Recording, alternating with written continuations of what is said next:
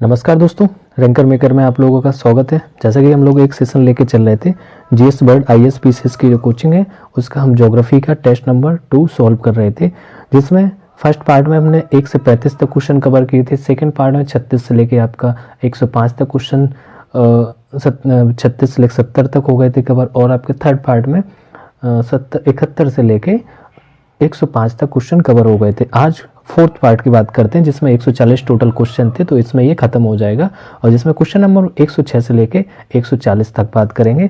तो आप लोग चैनल पर अगर नए हैं तो चैनल को लाइक कर लें और सब्सक्राइब कर लें, क्योंकि आपको जीएस से रिलेटेड आरओ यूपीपीएससी हो यूपीएससी तक के सारे क्वेश्चन पेपर आपको यहाँ पे सॉल्व मिलेंगे। ठीक है, चलिए स्टार्ट करते हैं। क्वेश्चन नंबर 106 लिखा है, राष्ट्रीय जैव विविधता प्राधिकरण एनबीए का मुख्यालय कहाँ पे है?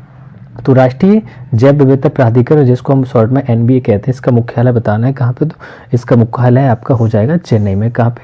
चेन्नई में। बहुत क्वेश्चन पूछा जाता है कि एनबीए का मुख्यालय कहाँ है, तो चेन्नई में। इसकी अगर बात करें तो एक वैधानिक ये स्वायत्त निकाय है और ये किसके लिए काम करता है, तो पर्यावरण और वन मंत्रालय के तहत ये काम करता है। इसका मुख्यालय आपका चेन्नई में। क्वेश्चन नंबर 106 की बात करते हैं। निम्नलिखित में से कौन से घर के अंदर वायु प्रदूषण के मुख्य स्रोत हैं? तो घर के अंदर वायु प्रदूषण के स्रोत बताने चार स्टेटमेंट कथन दिए हैं, उनमें से कौन कौन से सही है? अत्यधिक नमी होना, नए कालीन होना, बाहरी प्रदूषण आना, कीटनाशक होना। तो यहाँ पे 107 का क्वेश्चन नंबर 4 हो जाएगा, क्योंकि इसमें सारे सही है। क्या है इसमें? सब आल दीजिए सही। अत्यधिक नमी के कारण भी ये प्रदूषण होता है। नए कालीन लाना, उससे भी हो जाता है। अब नए कालीन बताएंगे कैसे होता है, क्योंकि उसमें डस्ट वो कुछ रहता है। और बाहरी प्रदूषण, कीटनाशक। तो क्वेश्चन नंबर 7 का ये हो जाए। अब ये थोड़ा सा देख लेते हैं क्या है। घर के अंदर का प्रदूषण, अगर वेंटिलेशन नहीं होगा तो सिंपल सा प्रदूषण होता है, जिसके कारण मॉइस्चर आ जाता है, नमी आ जाती है। रेडॉन गैस के निकलने से वायु प्रदूषण होता है, कीटनाशकों और घर के भीतर अत्यधिक नमी के कारण भी ये सारी चीज़ें। नए कालीनों को स्थापित करते समय कुछ चिपकने वाले पदार्थों का उपयोग किया जाता है, जो वाष्पशील कार्बनिक यौगिकों को छोड़ते हैं, जिससे इंडोर प्रदूषण होता है। तो ये आपका नए कालीन से इसलिए था। क्वेश्चन नंबर 108 की बात करते हैं। 108 में लिखा है, निम्नलिखित में से किसने पारिस्थितिकी शब्द गढ़ा था? तो किसने पारिस्थितिकी शब्द दिया था? तो आपका टेंसले ने, अर्नेस्ट हैकल, ग्रेनेल, डार्विन। तो आपको देखना है पारिस्थितिकी शब्द के बारे में बताना है। तो पारिस्थितिकी शब्द दिया था आपका 108 का हो जाएगा आपका बी, अर्नेस्ट हैकल। जो अर्नेस्ट हैकल थे, इन्होंने ये 1866 में ये शब्द गढ़ा था। ये हिपोक्रेटिस और अरस्तु जैसे प्राचीन यूनानी दार्शनिकों ने प्राकृतिक इतिहास पर अपने अध्ययन में पारिस्थितिकी की नींव रखी थी। ठीक है, तो ये जर्मन के थे अर्नेस्ट हैकल, इन्होंने ये शब्द दिया था। क्वेश्चन नंबर 109, निम्नलिखित लोकटक झील मणिपुर में निम्नलिखित में से किस वर्ष मॉन्टेक्स रिकॉर्ड में शामिल किया गया? तो हमें बताना है लोकटक झील है जो मणिपुर में है। कहाँ पे? मणिपुर में है। तो ये कब?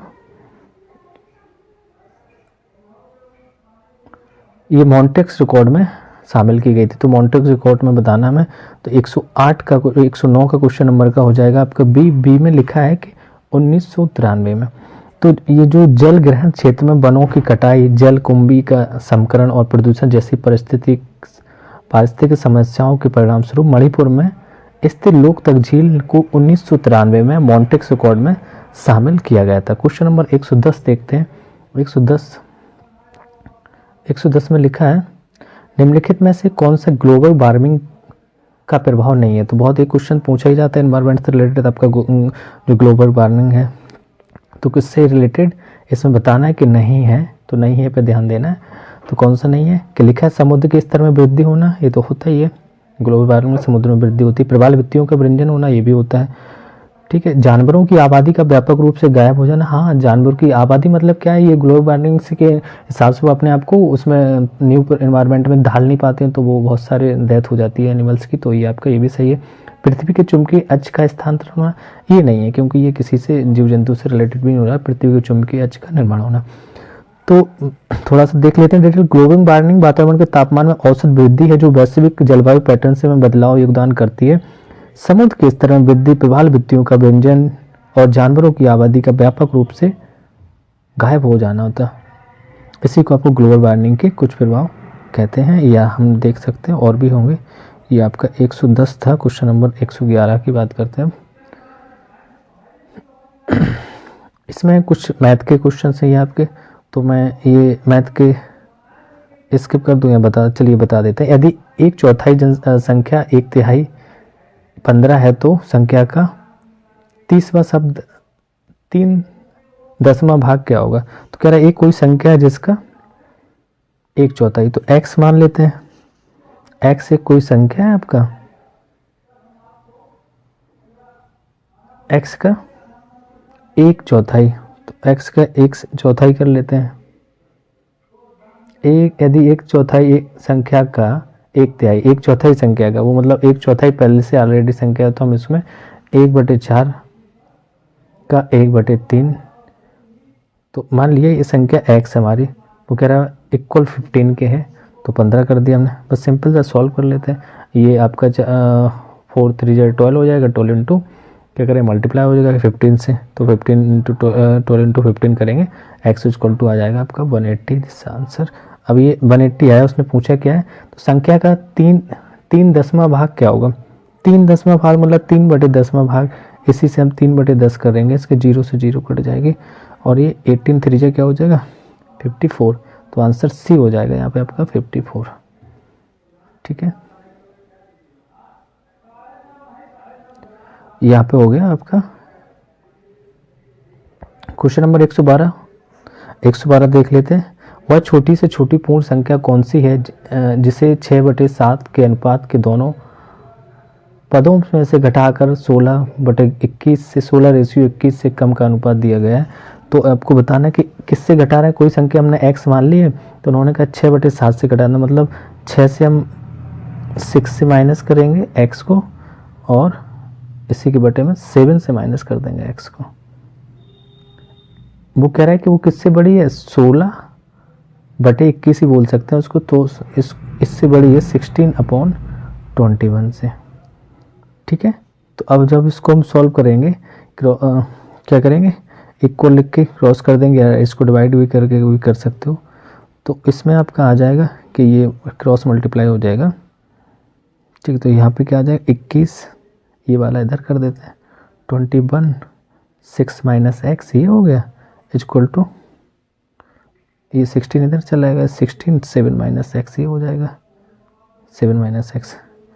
तो अब कंपेयर कर लेते हैं, दोनों को सॉल्व करेंगे तो आपका आ जाएगा 15x बड़ा रहेगा 14 से, तो x बड़ा है आपका 2.8 से, जो आंसर निकलेगा, मतलब कि यहाँ पे x बड़ा रहेगा, तो ऑप्शन आपका यहाँ पे हो जाएगा 12 का A 3 निकल के आएगा।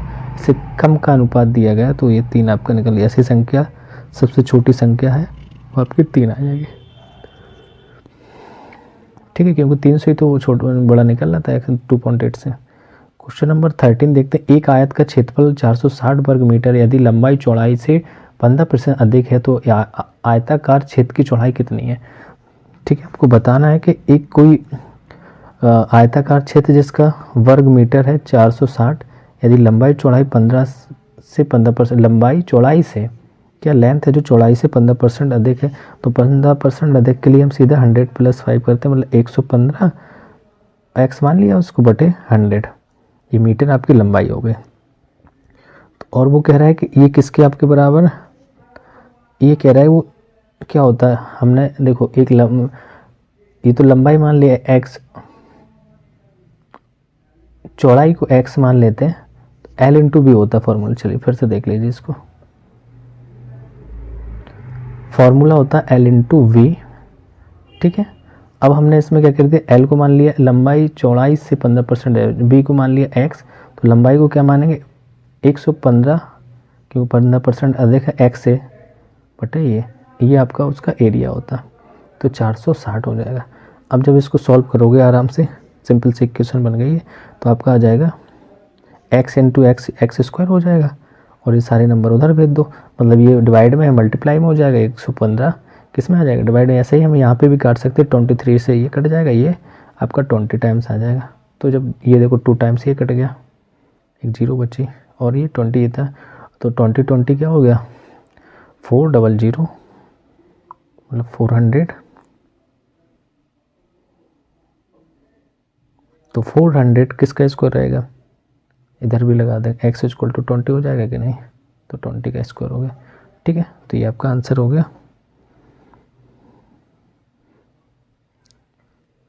आंसर क्या आ गया था इसका? बी। क्वेश्चन नंबर, देखो मैथ क्या है ना, ये आना है मैथ और रीजनिंग, इसलिए इसको कराए जा रहे हैं, नहीं तो कोई वो नहीं थे, लेकिन क्वेश्चन सब आने हैं तो उसको देखना है कि 1% के आधे को दशमलव के रूप में लिखा जाता है। 1% के आधे को दशमलव रूप में, पहले तो 1 बना लो, इसको आधा कर दो, अब इसका 1% बराबर ऐसे लिख दो 1/2 का 1/100, क्योंकि परसेंटेज का जब साइन हटाते हैं हम तो 1/100 लिखते हैं। सॉल्व कर लो, ये क्या हो जाएगा, मल्टीप्लाई हो जाएगा, ये अंदर जाके तो 1/200, 200 का मतलब डिवाइड करेंगे तो 2 जीरो लग जाएंगे ऊपर पॉइंट में, और आपका हो जाएगा 0.005। ठीक है, तो 0.005 मतलब आपका ऑप्शन क्वेश्चन नंबर 14 का डी हो जाएगा। क्या हो जाएगा? Option D. क्वेश्चन नंबर 15 की बात करते हैं। यदि 115 की बात करते हैं, यदि विक्रय मूल्य का 25%, नंबर 115 देख रहे थे तो एसपी हम यहाँ पे ले लेंगे, माना कि एसपी जो है आपका 100 हो गया था, सीपी 25 और प्रॉफिट आपका 75, तो इसको हमने कट कर दिया था, जैसे कि यहाँ पे निकल के आ गया था ये 300। कितना आएगा? 300।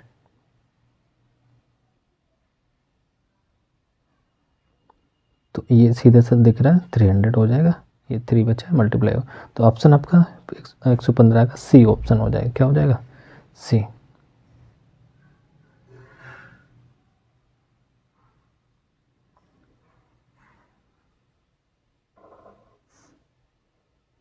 क्वेश्चन नंबर 116 की बात करते हैं। दो वर्गों के विकर्ण 2:5 के अनुपात में है, उनके क्षेत्रों का अनुपात क्या होगा?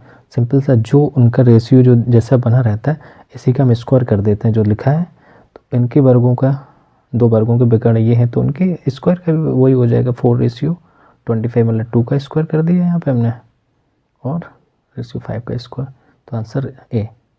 ठीक है, कुछ उसमें नहीं था। अगर इसको आप सॉल्व करना चाहते हैं तो वही 2x मानेंगे, 5x मानेंगे, फिर दोनों का अनुपात बताएंगे, हाँ, फिर फॉर्मूला लगाएंगे वर्ग का क्षेत्रफल। एक ट्रिक बता रहे हैं, डायरेक्ट ऐसे हो जाता है कि वर्ग का क्षेत्रफल बराबर 1/2 इंटू विकर्ण स्क्वायर होता है ना, तो विकर्ण को यही रखेंगे हम, 1/2 करके विकर्ण क्या लेंगे, 2x माना था, इसका स्क्वायर करेंगे, और इसी 1/2 इंटू 5 का स्क्वायर, तो देखेंगे सारी चीज़ें नंबर कट जाएंगे और आपका 4:25 भी आएगा। क्वेश्चन नंबर 17 देखते हैं। लिखा है कि अरुणा ने एक केक को 2 हिस्सों में काटा और आधे को समान आकार के छोटे टुकड़ों में काट दिया। प्रत्येक छोटे टुकड़े का वजन 20 ग्राम है। यदि उसके पास केक के कुल 7 टुकड़े हों तो मूल केक कितना भारी था? तो केक के टुकड़े कितने हो रहे? 7, और हमें बताने कि मूल केक था वो कितना भारी था। 7 टुकड़ों में अगर हम 6 छोटे समान टुकड़े और एक आधा केक का टुकड़ा ले लेते हैं, कि क्योंकि वो कह रहा है कि ना, उन्होंने एक केक को 2 हिस्सों में काटा, चलिए एक 2 हिस्से मान लिए, और आधे का को समान आकार के छोटे टुकड़ों में काट दिया, तो जो आधा था उसको समान आकार के टुकड़ों में काटना। प्रत्येक छोटे टुकड़े का वजन 20 ग्राम है, तो जब वो 20 ग्राम टुकड़े का वजन होगा तो हमने मान लिया कि ये एक केक था, इसको आधा कर लिया, फिर आधे वाले के 6 पीस कर लिए, 1 2 3 4 5 6, और इसका जो है वो 20 ग्राम इसका बेज है, तो 20 इंटू 6 करेंगे 120, यही हो जाएगा। क्या हो जाएगा? तो 120 20 इंटू 6 कर देंगे यहाँ पे,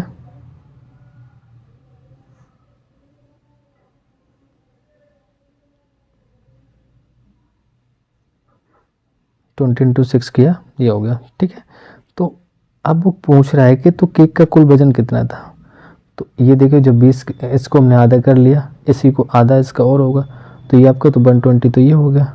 तो सिंपल था, जब 120 ये इसका निकल रहा है, वो इसका भी डबल आधा ही तो किया था, आधे का 120 होगा तो आधा ये नीचे वाला होगा, तो 120 into 120 240 is answer A. Okay, एक निश्चित कोड में टुगेदर को RQEGRJCD लिखा है, उसी कोड में हमें पैरोल को बताना है, क्या लिखा जाएगा। क्वेश्चन नंबर 118 लिखा है, तो 118 में क्या करेंगे, नंबर देखते हैं कौन सी, क्या फॉर्मूला इसमें, कौन सा लॉजिक लग रहा है। तो यहाँ पे देखेंगे टी के बाद क्या ऐड करेंगे या कितना माइनस करेंगे, यार आ जाए टी सी आर से काउंट कर लेते हैं, तो RST मतलब 2 माइनस हो रहा है, क्या हो रहा है 2 कम करेंगे, मतलब 2 माइनस को हम करते चलेंगे तो हमारा ये आ जाएगा। इसी टाइप से हमें पेरोल से पी से 2 नंबर पीछे जाएंगे तो पी के पहले एन ओ पी, एन आता है तो पहले इसमें एन आ जाएगा। फिर हमने देखा ओ पी क्यू,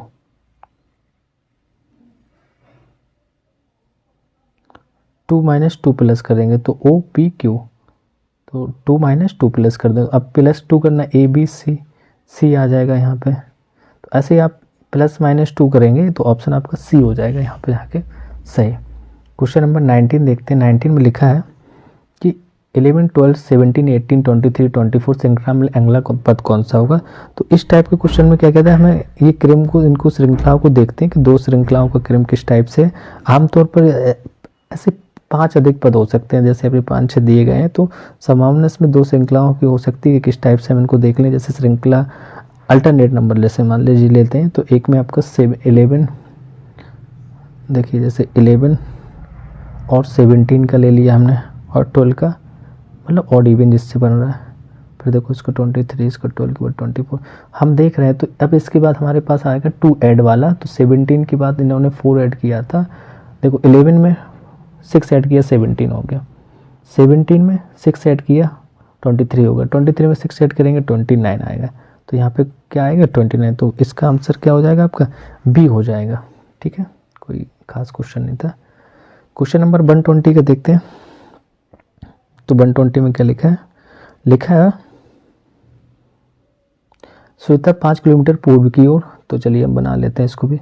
सोचता 5 किलोमीटर पूर्व में मतलब इधर चल रही है और जाती है, फिर वह दक्षिण पश्चिम में मुड़ जाती है। तो ऐसे दक्षिण पश्चिम में अगर यह इस टाइप से जा रही थी तो दक्षिण पश्चिम में मुड़ने का मतलब है इधर जाने से वो पीछे इसके दक्षिण होगा, पश्चिम होगा और ये इधर मुड़ेगी। ठीक है, फिर इसकी डायरेक्शन ये हो गई। और 5 किलोमीटर चलती है तो 5 पहले चल गई थी और फिर वह उत्तर पश्चिम की ओर मुड़ जाती है। उत्तर पश्चिम मतलब ये उत्तर, ये पश्चिम, फिर वो ऐसी जाएगी। उस बिंदु के संदर्भ 5 किलोमीटर जाती है, यहाँ भी 5 किलोमीटर जाती है। जहाँ से उसने शुरुआत की थी अब वह कहाँ है, तो कहाँ से शुरुआत की, यहीं से तो शुरुआत की थी। तो वहाँ पे पूछा है वो कहाँ पे, उस शुरुआती बिंदु पर ही होगी। सिंपल सा शुरुआती बिंदु तो है और कहाँ हो गया, वह कहाँ है, तो शुरुआती बिंदु से यहीं से तो गई थी वो आपके किस में, पूर्व की ओर। तो ऑप्शन डी। Question number 121। राष्ट्रपति द्रौपदी मुर्मू ने निम्नलिखित में से कहाँ पर संविधान पार्क उद्घाटन किया है। तो संविधान पार्क बताना में कहाँ पर उद्घाटन किया गया, तो आपका ये जयपुर में किया गया संविधान पार्क। अब इसको देख लेते हैं। करंट का क्वेश्चन है कि राष्ट्रपति द्रौपदी मुर्मू ने राजस्थान की राजधानी जयपुर में संविधान पार्क का उद्घाटन किया। इस अवसर पर उन्होंने कहा कि हमारा लोकतंत्र विश्व का सबसे बड़ा जीवंत लोकतंत्र है और इस लोकतंत्र का आधार हमारा संविधान है। बस ये छोटे से स्टेटमेंट थे उनके और देख लिया हमने। तो जयपुर में क्वेश्चन इंपोर्टेंट है क्योंकि करंट का है। चलिए 122 क्वेश्चन नंबर की बात करते हैं। 3 जनवरी 2023 को निम्नलिखित में किसने 108वीं भारतीय विज्ञान कांग्रेस का उद्घाटन किया। तो भारतीय विज्ञान कांग्रेस का वो भी कौन से 108वीं नंबर की, तो किसने उद्घाटन किया 122 का, तो आपका हो जाएगा अनुराग ठाकुर। अनुराग ठाकुर ने इसका किया। तो प्रधानमंत्री नरेंद्र मोदी ने 3 जनवरी 2023 को 108वीं प्रधानमंत्री कांग्रेस का उद्घाटन किया। 122 का हमें क्वेश्चन देखना है। हाँ, तो मोदी जी ने किया, इसमें अनुराग ठाकुर नहीं होगा, तो ये आपका नरेंद्र मोदी ने। इस कार्यक्रम को वीडियो कॉन्फ्रेंस के माध्यम से संदेश देते हुए पीएम मोदी ने कहा कि अगले 25 वर्षों में भारत को बढ़ाया जाएगा। इसमें भारत की वैज्ञानिक शक्ति की बहुत महत्वपूर्ण भूमिका होगी। विज्ञान में जुनून के साथ जब देश की सेवा का संकल्प जुड़ा होता है तो परिणाम भी अभूतपूर्व होता है। ठीक है, बहुत अच्छी बात कही मोदी जी ने। क्वेश्चन नंबर 123 देखते हैं। हाल ही में प्रधानमंत्री नरेंद्र मोदी द्वारा भगवान देवनारायण जी के 111वें, तो भगवान कौन से, देवनारायण जी के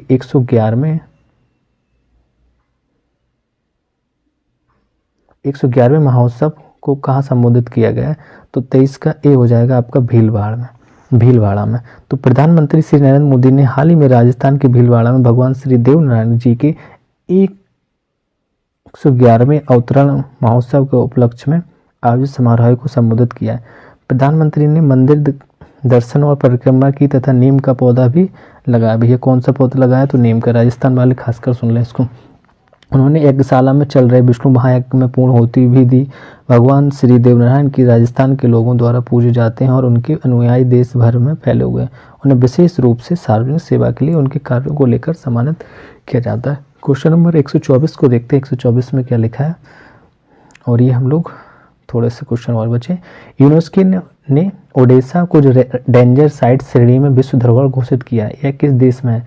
तो हमें बताना ओडिशा जिसको डेंजर साइट श्रेणी में घोषित किया गया तो किस देश में है? तो 124 का आपका हो जाएगा ए, यूक्रेन में है। कहाँ पे? यूक्रेन। संयुक्त राष्ट्र की सांस्कृतिक एजेंसी यूक्रेन के काला सागर बंदरगाह शहर ओडिशा को ऐतिहासिक केंद्र को खतरे में विश्व की सूची में जोड़ा, फैसला लिया गया। पेरिस में यूनेस्को पैनल की बैठक द्वारा दिया गया दर्जा ओडिशा को सांस्कृतिक विरासत की रक्षा करने में मदद करने के लिए डिजाइन किया गया था, जो रूस के आक्रमण के बाद से खतरे में है और वित्तीय और तकनीकी अंतर्राष्ट्रीय सहायता तक पहुंचाने को बनेगा। ओडिशा यूक्रेन के में तीसरा सबसे अधिक आबादी वाला शहर है और नगरपालिका है और दक्षिण पश्चिम में स्थित एक प्रमुख पर्यटन केंद्र, बंदर गाय और परिवहन केंद्र है। तो भैया यहाँ तो रूस तो उसको तबाह करने में लगा, तो आपका ए हो जाएगा। क्वेश्चन नंबर 125 की बात करें। सी फीड्स द वर्ल्ड कार्यक्रम निम्नलिखित में किसके द्वारा शुरू किया गया? 125 का आपका ऑप्शन हो जाएगा डी, मतलब ए बी दोनों। ये पेप्सको फाउंडेशन और केयर के द्वारा किया गया था। तो पेप्सको और केयर ने भारत की सी फीड्स द वर्ल्ड कार्यक्रम शुरू किया। यह कार्यक्रम कृषि के क्षेत्र में महिलाओं को सशक्त बनाने के लिए, जो मुख्य रूप से छोटे पैमाने की सहायता उत्पादकता पर केंद्रित होगा। तो इस टाइप की ये आपकी चीजें बताई गई हैं क्वेश्चन नंबर 125 में। 126 क्वेश्चन नंबर देखते हैं। अंतर्राष्ट्रीय हॉकी संघ ने निम्नलिखित में से किसे अपना ग्लोबल पार्टनर बनाया? तो अंतर्राष्ट्रीय हॉकी संघ ने किसे अपना ग्लोबल पार्टनर बनाया? तो क्वेश्चन नंबर 126 का हो जाएगा आपका बी, मतलब JSW। अंतर्राष्ट्रीय हॉकी संघ जिसको FIH को कहते हैं, आगामी FIH ओडिशा हॉकी पुरुष विश्व कप 2023 भुवनेश्वर राउरकेला के लिए JSW ग्रुप के साथ एक साझेदारी की है उन्होंने। 127 की बात करते हैं। हाल ही में मनप्रीत मोनिका सिंह ने किस देश में पहली महिला सिख न्यायाधीश के रूप में, तो कौन है ये? मनप्रीत मोनिका सिंह, ठीक है। तो ये महिला सिख न्यायाधीश के रूप में शपथ ली है। तो 127 का आपका ए हो जाएगा। कहाँ पे? अमेरिका में। तो मनप्रीत मोनिका सिंह अमेरिका में पहली सिख महिला जज बनी है और उन्होंने टेक्सास में लॉ नंबर 4 में हैरिस काउंटी सिविल कोर्ट के न्यायाधीश के रूप में शपथ ली है। मोनिका सिंह ने पिछले 20 साल से एक पेशेवर वकील होने के साथ स्थानीय, राज्य और राष्ट्रीय स्तर पर कई नागरिक अधिकार संगठनों में शामिल रही हैं। इस वजह से ये आपको जज बनाई गई हैं। 28 नंबर की बात करते हैं। प्रवासी भारतीय सम्मेलन के संबंध में निम्नलिखित कथनों पर विचार करते हैं। किस पे करना है? प्रवासी भारतीय सम्मेलन। तो प्रवासी भारतीय सम्मेलन हमें देखना है, तो इस पर हमें विचार करना है। 128 का सी हो जाएगा। सी में लिखा है कि 128 का सी हो जाएगा। सी क्या? 1 और 2 दोनों लिखें, तो यहाँ पे 1 और 2 दोनों हो जाएंगे। 17वां प्रवासी भारतीय दिवस सम्मेलन मध्य प्रदेश सरकार के साथ साझेदारी 8 से 10 जनवरी 2023 तक इंदौर में आयोजित किया गया था, ठीक है। इस सम्मेलन का विषय प्रवासी अमृतकाल में भारत की प्रगति में विश्वसनीय भागीदारी था। क्वेश्चन नंबर 129 की बात करते हैं। हाल ही में नासा के नए मुख्य प्रौद्योगिकीविद के रूप में किसे नियुक्त किया गया? तो नासा के हमें प्रौद्योगिकीविद बताना है। तो 29 का आपका हो जाएगा बी, मतलब ए सी चरानिया। तो भारतीय अमेरिका एरोस्पेस उद्योग विशेषज्ञ एसी चरानिया को अमेरिकी अंतरिक्ष एजेंसी नासा का नया मुख्य प्रौद्योगिकी, मतलब चीफ टेक्नोलॉजिस्ट बनाया गया है। A C Charania National Aeronautics and Space Administration, मतलब नासा मुख्यालय में प्रशासक बिल नेल्सन के प्रधान सलाहकार के तौर पर सेवाएं देंगे, प्रौद्योगिकी नीति और कार्यक्रम पर सलाह देंगे। उन्होंने साथ ही भारतीय अमेरिकी भब हाल का स्थान लिया है, जो 3 जनवरी का कार्यवाहक प्रौद्योगिकी थी। तो ये आपका किसका स्थान लिया इन्होंने? भब लाल का। Question number 130। हाल ही में दुनिया का पहला पाम लीफ पांडुलिपि संग्रहालय, तो क्या बताना? पाम लीफ पांडुलिपि संग्रहालय कहाँ खोला गया है? 130 का डी हो जाएगा आपका तिरुवनंतपुरम में, तो जो जहाँ है वहीं खोला जाएगा, मतलब उसी साइट में। तो केरल 3 करोड़ रुपए की लागत से विश्व का पहला पाम लीफ पांडुलिपि संग्रहालय त्रिपुरा में स्थापित करेगा। लगभग इस संग्रहालय में 650 साल लंबे त्रावणकोर साम्राज्य की दिलचस्प कलाकृतियों को संग्रह रहेगा।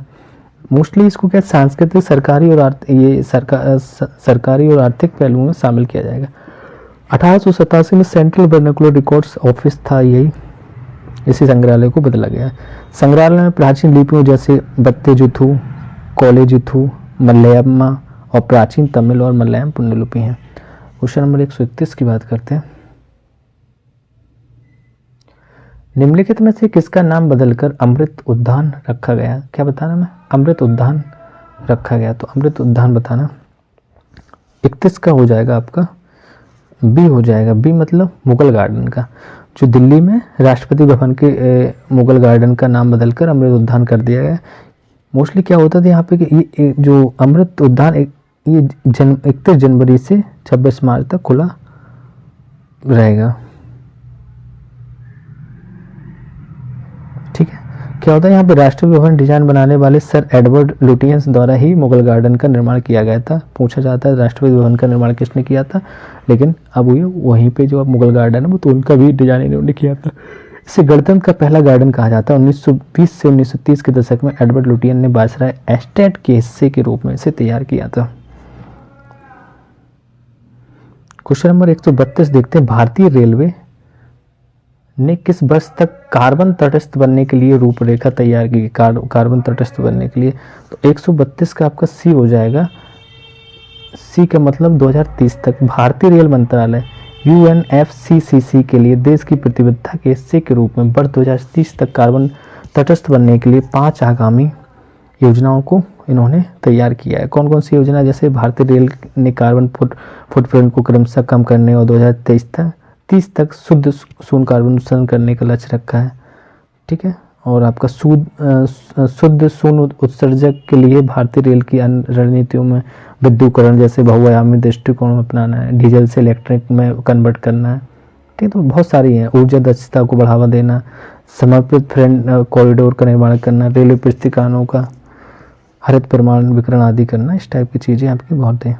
क्वेश्चन नंबर 133 की बात करते हैं। निम्नलिखित में से किसको पीछे छोड़ते हुए भारत विश्व का तीसरा सबसे बड़ा ऑटो बाजार बन गया? तो ऑटो बाजार में ये किसको पीछे छोड़ के आया? तो जापान को। तो भारत ने साल 2022 में अपने नाम एक बड़ा रिकॉर्ड किया था। क्या? 2022 में भारत जापान को पीछे छोड़ते दुनिया का तीसरा सबसे बड़ा automobiles market, world 3rd largest automobiles market बन गया। चीन दुनिया का सबसे बड़ा ऑटोमोबाइल मार्केट है। साल 2021 में चीन ने कुल बहुत सारे बनाए थे, फिर इसके बाद अब भारत आ गया। 134 की बात करते हैं। क्वेश्चन नंबर, उत्तर प्रदेश के किस जिले में भारत और रूस ने संयुक्त रूप से AK-203 असॉल्ट राइफलों का उत्पादन शुरू किया है? तो कहाँ पे किया? उत्तर प्रदेश में। तो मोस्ट इंपोर्टेंट क्वेश्चन है ये उत्तर प्रदेश के हिसाब से। तो ये आपका किया है ए में, हापुड़ में। कहाँ पे? ए में मतलब मेरठ में। भारत और रूस ने उत्तर प्रदेश के अमेठी में एक कारखाने को 230 राइफलों का संयुक्त उत्पादन शुरू किया। तो 114 का यहाँ पे अमेठी होगा। ठीक है, क्या होगा? तो ये भी कुछ उसमें लिखा नहीं है, तो ये आपका अमेठी में होगा। भारतीय आयुध निर्माण बोर्ड OFB क्लास निकोब कर्सन और जैसे रोसोबो, रोनोएक्ट स्पोर्ट्स, रोसेस्ट, इस टाइप की ये आपकी इंडो रूस राइफल्स प्राइवेट हैं। तो इनके मिलने से इस सहयोग से ये किया गया। क्वेश्चन नंबर 135 देखते हैं। समुद्री अभ्यास ट्रोपेक्स 2023 का आयोजन निम्नलिखित में से किसके द्वारा किया गया? तो क्या बताना? समुद्री अभ्यास ट्रोपेक्स 2023 का आयोजन कहाँ पे किया गया? तो ये आपका सी हो जाएगा, भारतीय नौसेना के द्वारा इसको किया गया था। तो कहाँ पे हुआ था? ये समुद्री अभ्यास ट्रोपेक्स का 2023 का संस्करण वर्तमान में हिंद महासागर में चल रहा है। संचालन स्तर का यह अभ्यास द्विवार्षिक रूप से आयोजित किया जाता है। इसमें न सिर्फ भारतीय नौसेना की सभी इकाइयों बल्कि भारतीय थल सेना, भारतीय वायुसेना और तटरक्षक बल से जुड़ी परिस्थितियों की कोई भी भागीदारी होती है। यह समुद्री अभ्यास भारतीय थल सेना, भारतीय वायुसेना, तटरक्षक बल के साथ संचालन स्तर के आदान प्रदान की सुविधा कराता है। क्वेश्चन नंबर 126 की बात करते हैं, क्या है 136 सॉरी। हाल ही में पेट्रोलियम मंत्रालय ने 1 अप्रैल 2023 से पेट्रोल में कितने प्रतिशत इथेनॉल मिलाने की घोषणा की। बहुत मोस्ट इंपोर्टेंट क्वेश्चन है। तो ये पेट्रोलियम मंत्रालय ने कितने % इथेनॉल मिला की बात कही, तो यहाँ पे आपका ऑप्शन हो जाएगा सी। क्या हो जाएगा सी, 20% तक इथेनॉल मिलाने की बात की है। कितना 20% तक, क्योंकि जो एथेनॉल गन्ने और अन्य कृषि जैसे जिनसों से निकले गए 10% इथेनॉल को पेट्रोल में मिलाने का मूल लक्ष्य 2022 तक था। अब पहले 2022 तक था, अब देश की कुल चुनिंदा जगहों पर 1 अप्रैल 2023 से एथेनॉल वाला पेट्रोल E20 पेट्रोल जिससे मिलने की घोषणा की गई है। तो अब आपका 20% हो गया। 137 की बात करते हैं। लिखा है कि UWIN यूविन पोर्टल का संबंध निम्नलिखित से किससे है। तो ये किससे संबंध है, ये आपके गर्भवती महिलाओं का पंजीकरण और टीकाकरण से है यूविन। ठीक है, क्योंकि गर्भवती महिला पंजीकरण टीका के उद्देश्य से यूविन नया कार्यक्रम लॉन्च किया गया है। इस कार्यक्रम को प्रत्येक राज्य और केंद्र शासित प्रदेश के 2 जिलों में पायलट मोड के रूप में शुरू किया गया। यह यूनिवर्सल टीकाकरण कार्यक्रम UIP के लिए डिजिटीकरण और वास्तविक समय के आधार पर टीकाकरण की स्थिति को अपडेट करने में सक्षम है। तो 137 क्वेश्चन नंबर हो गया आपका। क्वेश्चन नंबर देखते हैं 138। 138 में क्या दिया गया, हाल ही में वनडे में दोहरा शतक लगाने वाले सबसे कम उम्र के खिलाड़ी बताइए। सबसे कम उम्र के शुभमन गिल ही हैं, जो आजकल बड़े यूट्यूब पे वायरल होते रहते हैं रील में। शुभमन गिल वनडे में दोहरा शतक लगाने वाले सबसे कम उम्र के खिलाड़ी बन गए। 18 जनवरी को भारत के दाएं हाथ में सलामी बल्लेबाज शुभमन गिल ने हैदराबाद के राजीव गांधी अंतर्राष्ट्रीय स्टेडियम में न्यूजीलैंड के खिलाफ वनडे में शानदार पहला दोहरा शतक लगाया था। तो न्यूजीलैंड के खिलाफ लगाया था, ये ध्यान रखना। शुभमन गिल ने अपनी पारी के दौरान 149 गेंदों में 19 चौके और 9 छक्के की मदद से 208 रन बनाए थे। समझे, ये था इनका। Question number 139। हाल ही में जारी रिपोर्ट के अनुसार भारतीय अर्थव्यवस्था किस वर्ष तक 26 ट्रिलियन की अर्थव्यवस्था बन जाएगी। तो ये 2047 तक। हाल ही में जारी रिपोर्ट के अनुसार कोविड महामारी और वैश्विक आर्थिक संकट से गुजरने के बावजूद साल 2047 तक भारत की अर्थव्यवस्था 26 लाख करोड़ की हो जाएगी।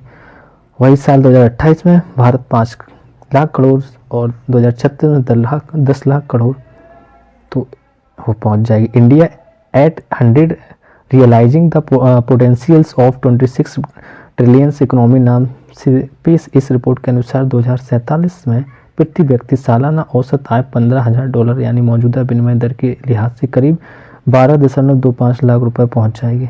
भाई 12 इतना कमा लेंगे, आज के स्तर से 6 गुना से अधिक होगी। अभी आदमी खाने के लिए लाले पड़ रहे हैं। और ये निम्नलिखित में से किसने अपनी नई पुस्तक इरफान खान ए लाइफ इन मूवीज की घोषणा की है। तो ये आपके हो जाएगा शुभ्रा गुप्ता ने। इरफान खान ए लाइफ इन मूवीज के लेखक शुभ्रा गुप्ता है जिन्होंने इसका प्रकाशन किया है।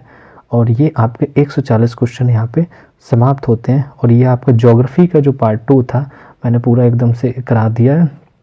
और अब देखते हैं पार्ट 3 में, टेस्ट नंबर 3 में कौन किस सब्जेक्ट को लेकर चलते हैं, तो जिससे आपका वो कवर हो जाएगा। तो ये मैंने आपका पूरा ज्योग्राफी हो गया, हिस्ट्री हो गया, 140 क्वेश्चन के सेक्शंस में करा दिए, जिससे आपकी सारी चीज़ें कवर हो गई हैं।